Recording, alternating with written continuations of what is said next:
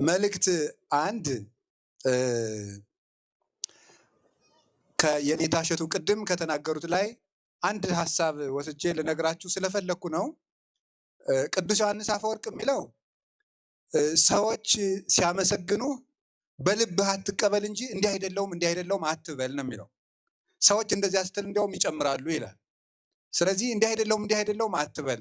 የቤተ ክርስቲያን አገልጋይ እንዲያውም በመድረክ እንደዚህ አይደለውም ማለት የለበትም። ምዕመናን እውነት ነው እንዴ? አሁን አንድ ምዕመን አንድ የቤተ ክርስቲያን መምህር ሁላችንም ሌባ ነን ሲል እሳቸውም ይሰርቃሉ እንዳይል ማለት ነው። እንደዚያ እንዳይል ሲመሰገንም ዝም ይበል ይላል ቅዱስ ዮሐንስ አፈወርቅ። በልቡ ግን ኃጢአቱን ያስብ ይላል። ኃጢአቱን ያስብ። ሰዎች እሱን ሲያመሰግኑት ሲከቡት በውስጡ ያለውን ከእግዚአብሔር ጋር የሚያራርቀውን ኃጢአት ያስብ። ሰዎች እሱን ሲያመሰግኑ እሱ ደግሞ ከነ ኃጢአቴ እንዲያርግህ የቻልከኝ አምላክ ተመስገን ብሎ እግዚአብሔርን ያመስግን ይላል።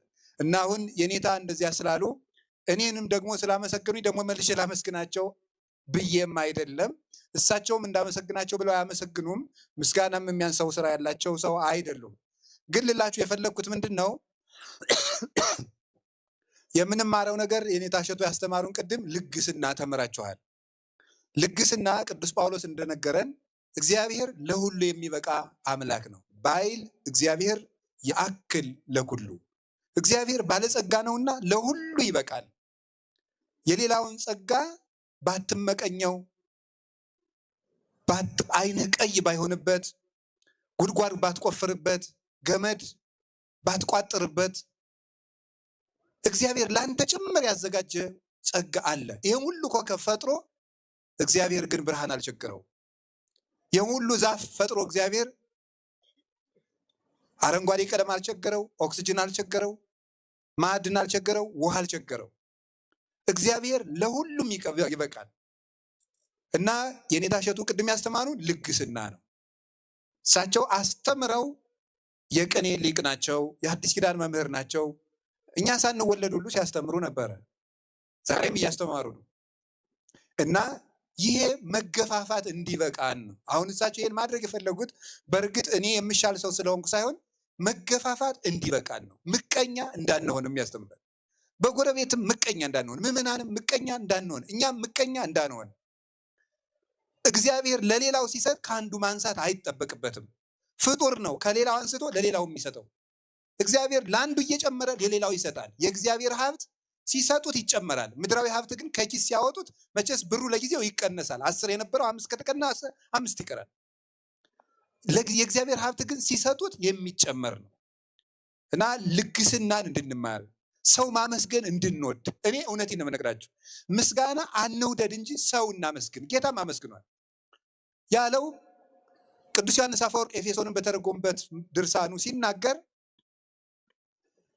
ክብርና ገንዘብ የሚወድ ሰው እንደ ዝናብ ብታንጠበጥብለት እንኳን አያመሰግንም።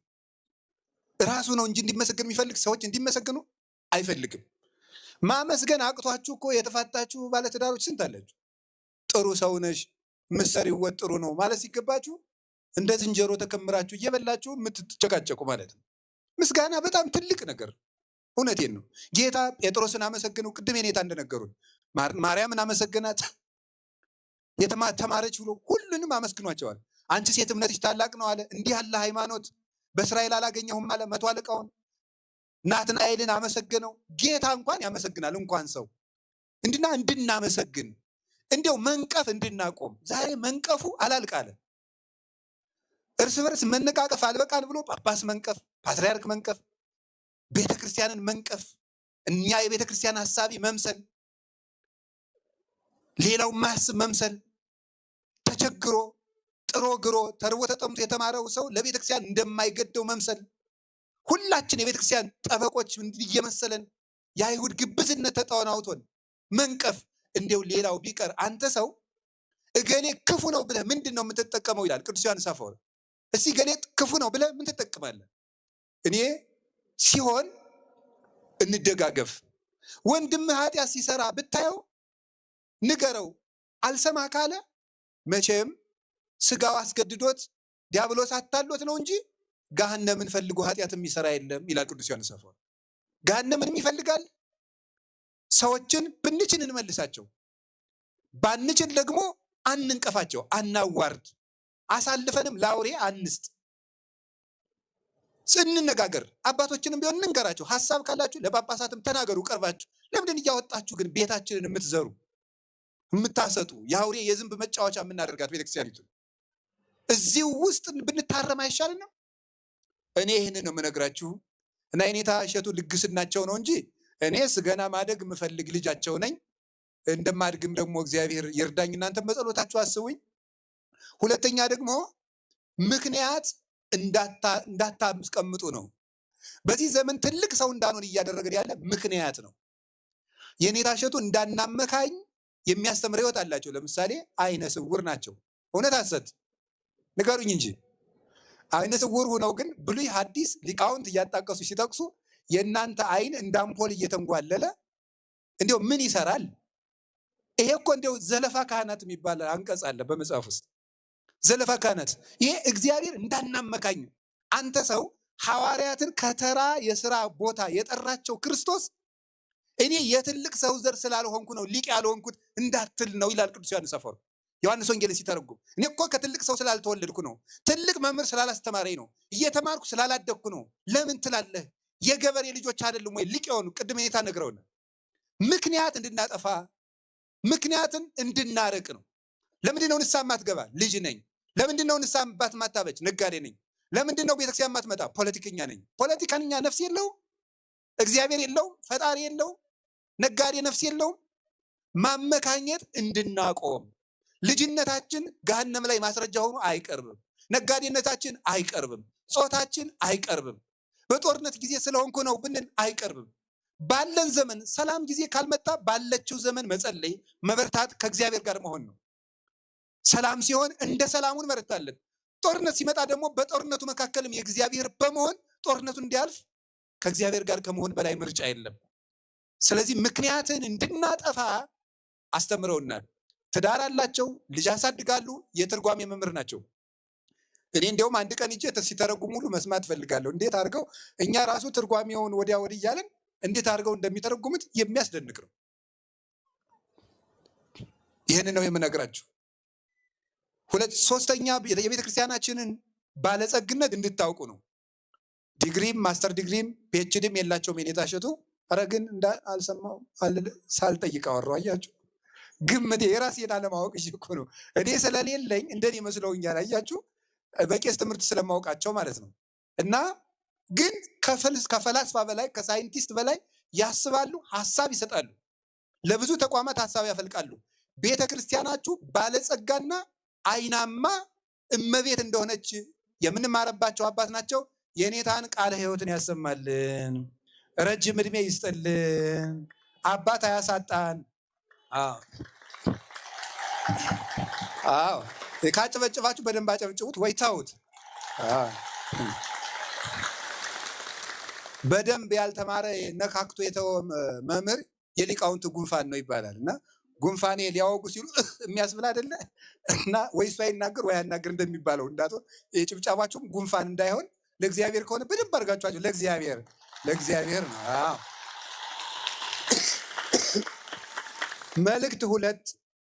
መልእክት ሁለት ቅድም እንደተናገረው ግንዛቤ ተሰጥቷችኋል። ያው ገንዘብ ስጡ ማለት የምፈልገው አንድ ነገር ነው። እሱም ምንድን ነው? የአንድ ሊቀ ጳጳስ መከራው እጅግ በጣም ብዙ ነው። እውነት ልንገራችሁ፣ ጳጳሳት የኔም ጭምር ቀሚስ ሰፊ ነው። በእርግጥ መነኮሳትና ጳጳሳት ለምን ሰፊ ቀሚስ እንደሚለብሱ ታውቃላችሁ? እጅየው ለምሳሌ ሰፋ ያለ ነው። አሁን ብፁዕ አባታችን ይሄ ፈረጅያ የሚባል ሰፊ ያለ ጳጳሳት የሚያደርጉት ዛሬ ቄሱም እየለበሰው ነው። አይጣል ነው። እውነት ለመናገር በጣም አይጣል ነው። ድንበር የሌለው ነገር ነው እየገባ ያለው። ይሄን መልበስ ያለባቸው ሊቃነ ጳጳሳት ነው። ትርጉም አለው። ቄሴም ዝም ብለው እንዲሁ ውይ ጥጋብ እንዲሁ ብተው ምን አለ ነው። ተው እስቲ ተው። ሻሹ ይበቃቸዋል። ቀሚሳችን ለእኛ ተው እና ደግሞ ጭራሽ ፈረጅያው ጳጳሱ አንድ 3 ሕፃን የሚያስገባ አይደል? የእጅየው ስፋት ያ ለምን ይመስላችኋል? የእጅየው ስፋት ዓለምን በሙሉ ሰብስቤ መንግስተ ሰማያት የማስገባት ግዴታ አለብኝ ማለት ነው። ብዙ እጅ የሚያስገባ እጅዬ ነው ስፋቱ። የቀሚሱ ስፋት ይሄ ነው። የክርስቶስ ከለሜዳ ነው። ስለዚህ ብፁዕ አባታችን የነፍሳችን ሐሳብ አለባቸው። ስለሚሰርቀው ሰው ነፍስ ያስባሉ፣ ስለሚታሰረው ያስባሉ፣ ስለሚሰደደው ያስባሉ፣ ሱስ ስለያዘው ያስባሉ፣ ከሃይማኖት ስለሚወጣው ሰው ያስባሉ፣ ስለሚጋደለው ያስባሉ፣ በኃጢአቱ ስላለው ያስባሉ። ታዲያ እሳቸው ለዚህ ያስቡ። ስለ ብሎኬት እኛ ብናስብ አይሻልም? አይሻልም ወይ? እኛ እንሻላለን። ብሎኬቷን፣ ጠጠሯን፣ ድንጋዩን ያን እናስብ። ብፁዕ አባታችን ደግሞ ለነፍሳችን ያስቡ። የጸሎት ጊዜያቸውን ይችን ቤተክርስቲያን መቼ ነው መፈጽማት ብለው የማሰቢያ ጊዜያቸውን የማቀጃ ጊዜያቸውን እንዳይሻማ አንድ ሰው ጳጳሳትም እኮ ቅዱስ ሚካኤል ቅዱስ ገብርኤል አይደለም እንደኛ አጥንት አላቸው፣ ጅማት አላቸው፣ ስጋ አላቸው፣ ይደክማቸዋል። አንድ ሰው ለሺህ ነፍስ እያሰበ ብዙ ሺህ ሆነን ለአንድ ሰው መደገፍና መቆም ያቅተናል? አያቅተንም? አያቅተንም። የአቅማችንን በሐሳባችሁ እኔ የምነግረው ዛሬ ብር ልትሰጡ ትችላላችሁ። ከሌላችሁ ግን ሐሳቡን ይዛችሁት ሂዱ። ሐሳብ ካለ ትዝ ይላችኋል። እኔ የምነግራችሁ ከዚህ ፕሮጀክት ባለፈ ከአባቶቻችሁ ጋር እንድትቆሙ ነው። እግዚአብሔር ደግሞ ከኛ ጋር ይቆማል። ድካም እንኳን ቢኖር እግዚአብሔር በብርሃኑ ሁላችንን ያስተካክለናል። ይሄን መልእክት ነው ማስተላለፍ የምፈልገው። ሁለተኛው መልእክቴ ነው። ከብፁዕ አባታችን ጋር ቁመን ኋላም ደግሞ ከጌታ ቀኝ አብረን ለመቆም ያብቃል። መልእክት 3 ሶስተኛው መልእክቴ ዛሬ ስብከት ነው። የኔታ አስተምረዋችኋል፣ ተምረናል። እኔም ተምሬያለሁ፣ ካሁን በፊትም ስማድሬያለሁ። መቼ ስብከት አይደለ? የስብከት ዕለት አንድ ነገር ሳልናገር አልወርድም። በ5 ደቂቃ ውስጥ ክርስቶስ ለኛ ማን ነው የሚለውን አንድ ሊቅ የተናገረውን ብቻ ልንገራችሁ። እስቲ ክርስቶስ ለኛ ማን ነው በሉ። ወይም ክርስቶስ በነቢያት እንዴት ተሰብኳል የሚለውን አንድ ሊቅ ብቻ የተናገረውን ልንገራችሁ። ሄሬኔዎስ ይባላል። እስኪ በሉ እንደው በሞቴ እንዳትረሱ፣ ድገሙት፣ ድገሙ። ሄሬኔዎስ በሉ እስኪ። ይሄን እንዳትረሱ። ይሄን የኳስ ተጫዋች ስም ሲሸመድዱ እየዋላችሁ አባታችሁን የማታውቁ ከማይበረ ስላሴ ጥጆች ያነስን። የማይበረ ስላሴ ጥጆች ከ4000 በላይ እናቶችና ጥጆች አሉ። ሄደው ግን የእናታቸውን ጡት ነው እንጂ የሌላ ላም ጡት አይጠቡ። ከጥጃ ብሰን ዛሬ አባቶቻችን አናውቅም። ይሄ ሊቅ ከ130 ዓመተ ምህረት እስከ 202 ዓመተ ምህረት አካባቢ የነበረ የቤተ ክርስቲያን ሊቅ ነው። የመጽሐፍ ቅዱስን ስልጣን፣ የቤተ ክርስቲያንን ስልጣን፣ የቅዱስ ትውፊትን አስፈላጊነት የተናገረና መጽሐፍ ቅዱስን ጠብቆ ያስረከበን አባት ነው ቅዱስ ሄሬኔዎስ። የመጽሐፍ ቅዱስን ስልጣን፣ የቤተ ክርስቲያንን ስልጣን፣ የቅዱስ ትውፊትን አስፈላጊነት ያደረሰን ሊቅ ነው ቅዱስ ሄሬኔዎስ። በተለይ እንግሊዘኛ ነበብን ማለት የምታነቡ ሰዎች መጽሐፍ አለው ልንገራችሁ። ኤጌንስት ዘ ሄሬሲስ የሚል መጽሐፍ አለው። አንብቡት እስቲ ልብ ካላችሁ ማለት ነው። እንዲሁ ዝም ብላችሁ እዚያ የእንትን ስም እንድትሸመድዱ ከምስት ይሄን አንብቡት እስቲ። 5 መጽሐፍት አሉት። ኤጌንስት ብላችሁ እንደምፈልጋችሁ ፕሮናውንስ አድርጉት፣ ግድ የለም። እኔን የገጠር አድርጉት፣ ይሄን ችግር የለም። ይሄን መጽሐፍ 5 መጽሐፍት አሉት። በይንተ መናፍቃን የሚል ነው። በሁለተኛው ክፍለ ዘመን የደረሰው ነው። አሁን ዛሬ አዲስ ግኝት እንዳገኘ ማንም እየመጣ የሚለፈልፈውን ሁሉ ቅዱስ ሄሬኔዎስ እዚያ ላይ ሁለተኛው ክፍለ ዘመን ላይ መልሶላችኋል። እሱ ላይ እንድታነቡ ልጋብዛችሁና እንዲህ ይላል ቅዱስ ሄሬኔዎስ። ኦሪት ወነቢያት ወወንጌል ሰበኩ በክርስቶስ። ኦሪትም ነቢያትም ወንጌልም ክርስቶስን ሰበኩ። አንዴ በሉ። ኦሪትም ነቢያትም ወንጌልም ክርስቶስን ሰበኩ በሉ እስቲ። ማንን ሰበኩ? ክርስቶስን ሰበኩ። እንዴት ብለው ነው የሰበኩት? ኦሪትም ነቢያትም ወንጌልም ክርስቶስን ሰበኩ። ምን ብለው ነው የሰበኩት? ከመተወልደ እምድንግል፣ ከድንግል እንደተወለደ፣ ወሐመ በዲበ ዕፀ መስቀል፣ በመስቀል እንደታመመ፣ ወርኢዎ ተንሥኦ እምነ ሙታን፣ ከሙታን ተለይቶ እንዳዩት ነቢያት ይህንን አስተምረዋል። እሱ ምንድን ነው? ህሊናሁ ለአብ ፍጹም ቃለ እግዚአብሔር። የአብ ህሊናና የአብ ቃል ነው። እስቲ የአብ ህሊናና የአብ ቃል በሉ። ቃል ከልብ ተለይቶ እንደማይኖር ከአብ ተለይቶ ያልኖረ ከአብ ጋር ቀዳማዊ ነው። ይሄው ክርስቶስ የአብ ቃል የአብ ህሊና ነው ብለው ሰበኩን። ከዚያስ ፈጣሪ ሁሉ ፍጡር፣ ፈጣሪ ሁሉ ፍጡር፣ ፍጡርን ሁሉ የፈጠረ ወይም ፈጣሪ ሁሉም ፍጡራን፣ ፍጡራንን ሁሉ የፈጠረ ነው። ምስለ አብ ወመንፈስ ቅዱስ፣ ከመንፈስ ቅዱስ ጋራ ፍጥረትን ሁሉ የፈጠረ ነው። ኢየሱስ ክርስቶስ ማን ነው? የአብ ቃል የአብ ህሊና። ኢየሱስ ክርስቶስ ማን ነው? ከአብና ከመንፈስ ቅዱስ ጋር ዓለምን የፈጠረ ማን ነው? እንደሚለው ሄሬኔዎስ ነው። ዮሐንስ ወንጌል ምዕራፍ 1 ቁጥር 3 ላይ ያለውን መሰረት አድርጎ ነው። ዓለምን የፈጠረ ነው። ገባሪሁ ለሰብ ሰውን ሁሉ የፈጠረ ነው። እሱ ዘተወልደ እምአብ እምቅድመ ኮከበ ጽባህ ከአጥቢያ ኮከብ አስቀድሞ ከአብ የተወለደ የአብ የባህሪ ልጁ ነው። ውእቱ ዘአቀቦ ለኖህ ኖህን የጠበቀው እሱ ነው። ሊቀ አበው በውስተ ሊቃነ አበው የአባቶች አለቃ በአባቶች አለቃ ዘንድ የአባቶች አለቃ እሱ ነው። ሐጋጌ ሕግ በውስተ ሕግ ኦሪት ስትሰራ ሕግ የሰራም እሱ ነው። ሊቀ ካህናት በውስተ ሊቃነ ካህናት የሊቃነ ካህናት ሊቀ ካህናትም እሱ ነው። ዘአቀቦ ለኖህ ኖህን የጠበቀው እሱ ነው። ክርስቶስ ምንድን ነው ብትባሉ የሊቃነ ካህናት ሊቀ ካህናት የአባቶች አባት። ለምሳሌ ፓትርያርክ ይባላሉ አይደል? ፓትርያርክ ማለት ምን ማለት የግሪክ ቃል ነው። ፋዘር ኦፍ ፋዘርስ ማለት ነው። የአባቶች አባት ርዕሰ አበው ማለት ነው። የአባቶች አባት አባቶች ሊቃነ ጳጳሳት ናቸው። የሊቃነ ጳጳሳት አባት ደግሞ ፓትርያርኩ ነው። የፓትርያርኩም አባት ክርስቶስ ነው። የአባቶች አባት የሊቃነ ካህናት ሊቀ ካህናት እግዚ በነገስት የጌቶች ጌታ ንጉስ በመላእክት የመላእክት ንጉሳቸው ማን? ክርስቶስ የጌቶች ጌታ የነገስታት ንጉስ የአባቶች አባት የሊቃነ ካህናት ሊቀ ካህናት እሱ ኢየሱስ ክርስቶስ ነው።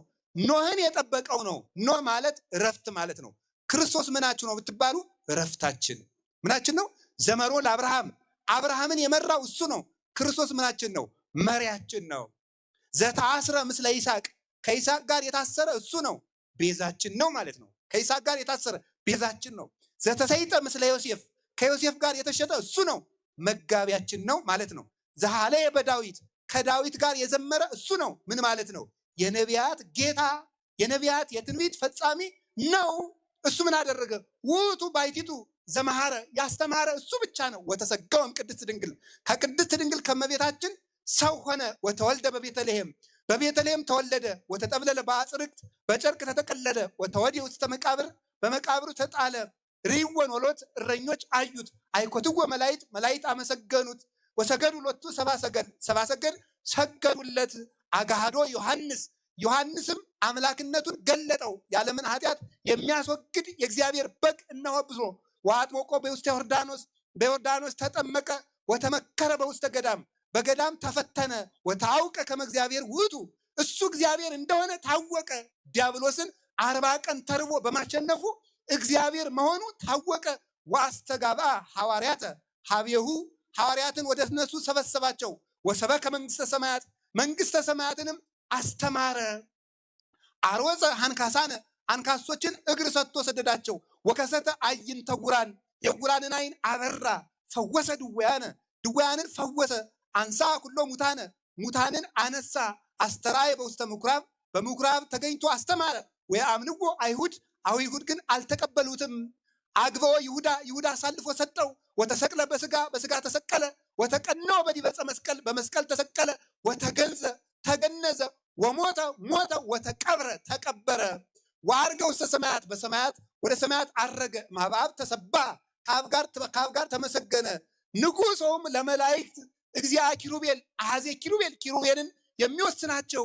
ወመራይሆሙ ለሐራ ሰራዊተም እግዚአብሔር የእግዚአብሔርን ሰራዊት መላእክትን የሚመራቸውና በቀጺ በመንፈስ ቅዱስ የሚመራቸው የሚያስተዳድራቸው እሱ ክርስቶስ ነው።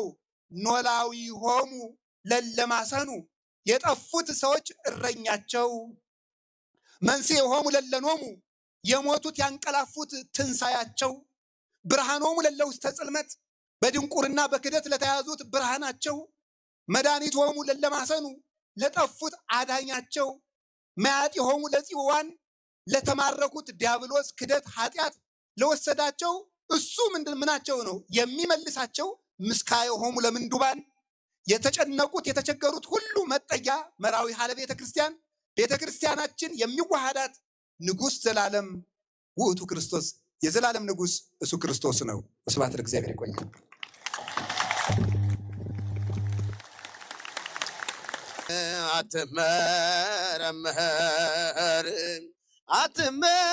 አትመረመርም እጅግ ጥልቅ ናት። አትመረመርም ድምፃችሁን በደንብ መስክሩ ለቅድስት ቤተ ክርስቲያን በሉ።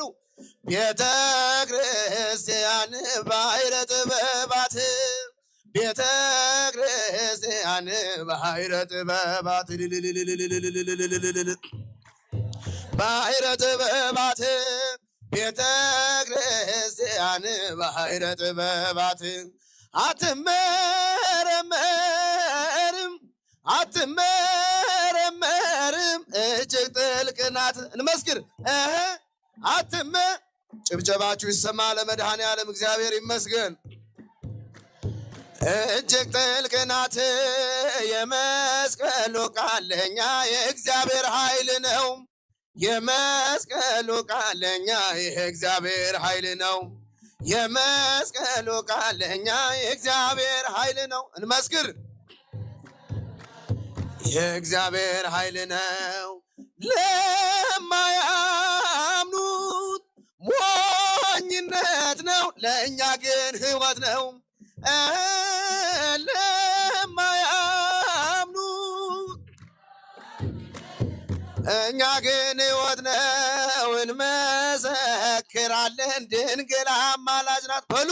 እንመሰክራለን ማርያም አማላጅ ናት። እንመሰክራለን ድንግል ለድንግል ማርያም ዘምሩላት። ማርያም አማላጅ ናት።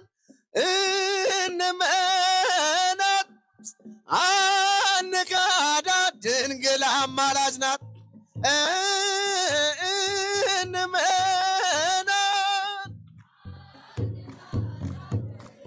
እንመሰክራለን እንመሰክራለን ፈጣሪያችን ቸር ነው። እንመሰክራለን መድኃኔ ዓለም ቸር ነው በሉ። እንመሰክራለን ፈጣሪያችን ቸር ነው። እንመሰክራለን አማኑኤል ቸር ነው። እንመነው አንጋደው አማኑኤል ቸር ነው። እንመነው ቤተ ክርስቲያን እንበል። ቤተ ክርስቲያን ባሕረ ጥበባት ቤተ ክርስቲያን ባሕረ ጥበባት ቤተ ክርስቲያን ባሕረ ጥበባት ቤተ ክርስቲያን ባሕረ ጥበብ አትመረመርም በሉ። አትመረመርም አትመረመርም እጅግ ጥልቅ ናት። አትመረመር እጅግ ጥልቅ ናት። ሚካኤል ስዩም ስዩም ሊቀ መላእክት ሚካኤል ስዩም ስዩም መዝገበ ርኅራኄ መዝገበ ርኅራኄ መዝገበ ርኅራኄ መዝገበ ርኅራኄ ለመልአኩ ለቅዱስ ሚካኤል በጭብጨባ በርኅራኄ መዝገበ ርኅራኄ መዝገበ ርኅራኄ ወየዋ ሚካኤል ሚካኤል ስዩም ስዩም ሊቀ መላእክት ሚካኤል ስዩም ሊቀ መዝገበ ርኅራኄ መዝገበ ርኅራኄ መዝገበ ርኅራኄ መዝገበ ርኅራኄ ወየዋሃት መዝገበ ርኅራኄ መዝገበ ርኅራኄ መዝገበ ርኅራኄ የመጨረሻ ሚካኤል ሚካኤል ስዩም ስዩም ሊቀ መላእክት ሚካኤል ስዩም ስዩም ሊቀ መላእክት መዝገበ ርኅራኄ መዝገበ ርኅራኄ መዝገበ ርኅራኄ ወየዋሃት መዝገበ ርኅራኄ መዝገበ ርኅራኄ መዝገበ ርኅራኄ ቃለ ሕይወት ያሰማልን። ቃለ ሕይወት ያሰማልን። በዘመናችን ለቅድስት ቤተ ክርስቲያን ራሳቸውን ከሰጡ ሌትም ቀንም በተገኘው አጋጣሚ ሁሉ ቅድስት ኦርቶዶክሳዊት ተዋሕዶ ቤተ ክርስቲያን ከፍ ብላ እንድትኖር ከትናንትናዋ ከፍታ ዝቅ እንዳትል መልስ ለሚያስፈልጋቸው በየአደባባዩ መልስ በመስጠት የቅድስት ቤተ ክርስቲያናችን የዘመኑ ሐዋርያት ከሆኑት እነሆ ሁለቱ አይናቁ መምህራን ተገኝተው አስተምረውናል ማለት ነው። መጋቢ ሐዲስ እሸቱ፣ ርዕሰ ሊቃውንት አባ ገብረ ኪዳን፣ ሌሎቹም የዚሁ የሀገረ ስብከቱ ዝርዝር ከገባው ሰዓት ስለሚወስድብኝ ነው። ስለዚህ ቃለ ሕይወት ያሰማልን፣ እድሜ ጤና ይስጥልን። እስከ መጨረሻው ድረስ እግዚአብሔር ከእናንተ ጋር ይሁን። ፈተናውን ሁሉ እግዚአብሔር ያሳልፈው። የቅድስት ቤተክርስቲያንንም ልዕልና እንደ ድካማችሁ ያሳየን ነው የምንለው። ለሁላችን ብርታቶች ናቸውና እንግዲህ እንደተባለው መመሰጋገን ካልሆነ በስተቀር ለእኔም የምኮራባቸው በመንፈሳዊ ልጅነታቸው የምመካባቸው ወንድሞቼ በአንጻሩም የመንፈስ ቅዱስ ልጆቼ ናቸውና እግዚአብሔር የተመሰገነ ይሁን። እግዚአብሔር ይባርካችሁ። እግዚአብሔር ያክብርልን።